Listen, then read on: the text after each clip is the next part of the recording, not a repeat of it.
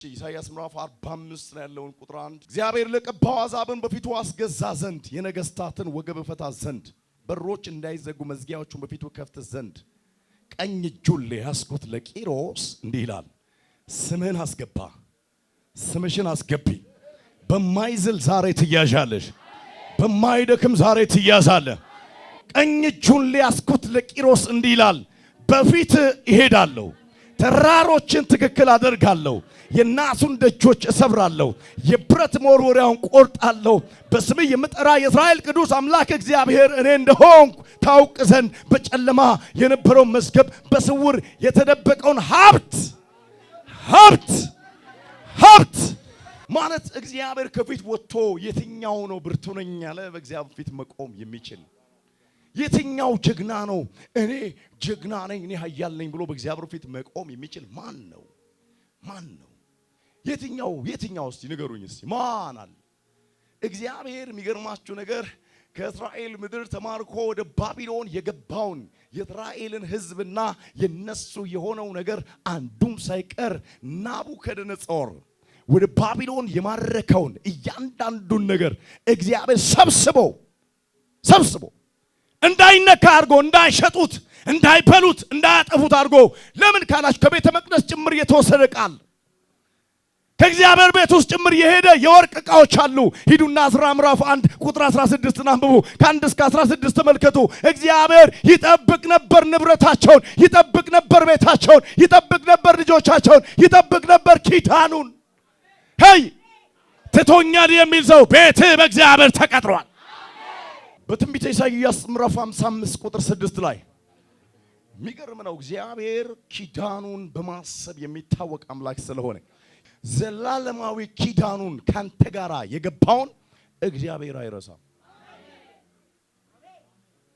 ልትደክምም ልትበረታም ልታገኝም ልታጣም ልትሰደብ ልትዋረድ የሆነ ጢሻ ጉራንጉር ውስጥ እንደ ሜምፊቦስቴ ልትጣል ሁሉ ትችል ይሆናል ግን እግዚአብሔር ኪዳኑን የሚረሳ አምላክ አይደለም የሮጠ ሁሉ የሚቀድማ አድርገህ እንዳታስብ አንተ እግዚአብሔር እኮ አንዴ ሲናገር እነዛ ሁሉ ይደክማሉ ይቆማሉ አንተን ግን የሰራዊቱ ጌታ እግዚአብሔር ከፊት ያቆማል ኢሳይያስ ምዕራፍ 55 ቁጥር 6 ላይ የሚገርም የምናቀውን ቃል ነው እግዚአብሔር ምንድነው ካላችሁ ይሄ ምሽት ቃል ኪዳኑን እግዚአብሔር ከዳዊት ቤት ጋር ያደረገውን ያንን ቃል ኪዳን ያሰበበት ክፍል ነው ለናንተ ደግሞ ንገራቸው ብሎኛል ቤትሽ የሚታሰበበት ዘርሽ የሚታሰበበት አገልግሎትሽ የሚታሰበበት ዘመንሽ ጭምር የሚታሰበበት አንድ ሰከንድ ሊሆን ይችላል በእግዚአብሔር ቤት ውስጥ የሆነ አስተዋጽኦ ያደረግሽው አንድ ሰከንድ ሊሆን ይችላል እግዚአብሔር ቤት ውስጥ ያገለገልከው እግዚአብሔር ቆጥሮ ደምሮ ጨምሮ ከምሮ የሚያስረክበ ምሽት ይሄ ምሽት ነው አሜን በላ አረ ሃሌሉያ እግዚአብሔር በሚገኝበት ጊዜ ፈልጉት ቀርቦም ሳለ ጥሩት ቀርቦ ሳለ ምን በሉት ጥሩት በሚገኝበት ጊዜ ምን በሉት ፈልጉት ቀርቦ ሳለ ምን በሉት ጥሩት የሚገርም ነገር ነው ዛሬ እግዚአብሔር ለብዙ ሰዎች ድል ይዞ መጥቷል ሁለተኛ ሳሙኤል ምዕራፍ 7 ቁጥር 14 ላይ ያለውን ቃል መምህሩ ሲያወጣና ጮክ ብለህ ታነባለህ እግዚአብሔር ሰዋዊ የሆነ ማንነቱን ሳይሆን መለኮታዊ የሆነ ማንነቱን ዘላለማዊ የሆነውን አጀንዳውን በዳዊት ቤት ሊያደርግ ስለፈለገ ለሚወለደው ለሩቁ ገና ላልተወለደው ምን አይነት ንግግር እግዚአብሔር እንደሚናገር እዚህ ጋር እናገኛለን እኔም አባት እሆናለሁ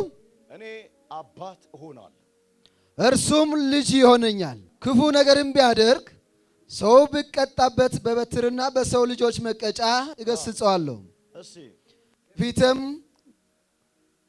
ከጣልሁት ከሳኦል እንዳራኩ ምሕረትን ከርሱ አላርቅም የሚገርማችሁ ኤርምያስ ምዕራፍ 29 ቁጥር 10 ላይ 70 ዓመት በባቢሎን የተገዙበት ጊዜ ባለቀ ሰዓት ቁጥር 11 ላይ እግዚአብሔር መናገር ጀመረ እንዲህ አለ እኔ ለናንተ የማስባትን ሐሳብ አውቃለሁ ፍጻሜና ተስፋ ሰጣችሁ ዘንድ የሰላም ሐሳብ ነው እንጂ የክፉ ነገር አይደለም እናንተም ትጠሩኛላችሁ እኔም እመልስላችኋለሁ ቃል በቃል እናንተ ትጠሩኛላችሁ እኔም ደግሞ እመልስ። የአባትና የልጅ ሄይ እግዚአብሔር ዝም ብሎ ነበር ለ70 ዓመት።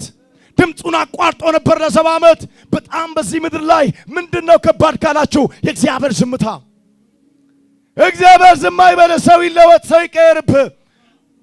ሰው ቤት ሰው ይመጣል፣ የተሻለ ነው የሚመጣው። እግዚአብሔርን ግን በማን ትቀይረዋለህ? እግዚአብሔር የተወቀን ቀን ይጨልምብሃል። እግዚአብሔር በማን ይለወጣል? ከማን ጋር ታነጻጽረዋለህ? እኔ አንድ ነገር ብሎኛል እግዚአብሔር፣ ለልጆች የተናገር ብሎኛል። ለማናችሁም ድምፅ አይቋረጥም። ጩና አሜን። በሸለቆ ያለ ሰው ዛሬ እንደ ጌዲዮን የሚወጣበት ምሽት ነው። እስቲ አሜን አሜን። የ70 ዓመት ዝምታን ነው እግዚአብሔር እዚህ ክፍል ላይ የሰበረው። የ70 ዓመት የባርነት ምዕራፍን ነው እግዚአብሔር እዚህ ጋር የቀየረው። እኔ አትጠራጠር። ዛሬ ይኸውልህ እኩለ ሌሊት 9 ሰዓት ላይ የብዙዎቻችሁ አንደበት በእልልታ ይሞላል። ተኝተሽ ወደ ሰማይ ያሸቀብሽ እግዚአብሔር ዘላለማዊ ነው። ኪዳኑን ነው በዳዊት ቤት አያችሁ። ከዛ ሄዱና 17ኛውን 18ኛው ቁጥር ላይ የሚገርም ቃል ታገኛላችሁ። እዚሁ 7:18 ላይ የሚገርም ቃል ዛጋ ታገኛላችሁ። እግዚአብሔር የተናገረው ለዳዊት ቁጥር 9 ላይ በጎችን ከመከተል ወሰድኩ አለው። ጠረንህ በኔ ተቀየረ አለው። የተጣልከው በኔ ተነሳ አለው። ዘመንህ በኔ ተባረከ አለው። ቀን ላንተ ማርቴኒያስ እግዚአብሔር ዘላለማዊ የሆነውን ቃል ኪዳኑን በአንተ ቤት ላይ ይፈጽማል። እንዴት ነው ግን የሚፈጸመው? እንዴት ነው የሚፈጸመው? ደግሞ እግዚአብሔር ዘላለማዊ የሆነ ኪዳኑን ከዳዊት ጋር በምንድን ነው የገባው? በምንድን ነው የገባው? አትጠራጠር። ቢወዱህም 91 ጊዜ እንደ ዲም ላይት ፊታቸው ቢለዋወጥም ቢያጨበጭቡልህም የቤት ቁልፍ አንጥተው ቢሰጡ መኪኖችን አንጥተው ይሄው ያንተ ነው ብሎ ደርድረው ቢሰጡ ወንድሜ እሱን አይደለም እሱ ማንም ይችላል። ምድራዊ ላይ የሆነ ጊዜ ላይ ያረጃል። እሱ የሆነ ስፔር የሆነ ሳል ላይ ምን ይላል? በስብሶ ይጣላል። እግዚአብሔር ከዳዊት ጋር በቆርቆሮ አይደለም ኪዳን የገባው፣ በአፈር በድንጋይ አይደለም ኪዳን የገባው። መዝሙር 88 በቅንፍ 89 ቁጥር 20 ላይ ባሪያዬ ዳዊትን አገኘሁት፣ ቅዱሱን ዘይት ምን አልኩት? ቀባሁት አለ። እቼ ትረዳዋል። እኔ ዛሬ ለሆነ ሰው የቆምክበት ስፍራ አቤኔዘር ይባል፣ እግዚአብሔር ረዳት ይባል።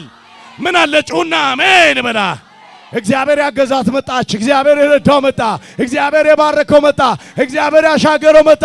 እግዚአብሔር ስራውን የሰራለት መጣ። እኔ እንዲህ ነው ዛሬ በኢየሱስ መታወቂያሽ ተቀየረ። ቅዱሱን ዘይት ምን አልኩት? እጄ ምን ትለዋለች? ክንዴ ታጸነዋል። ጠላት በርሱ ላይ አይጠቀምም። የአመፃ ልጅ መከራ አይጨምርበትም። ጠላቶቹን ከፊት አጠፋለሁ።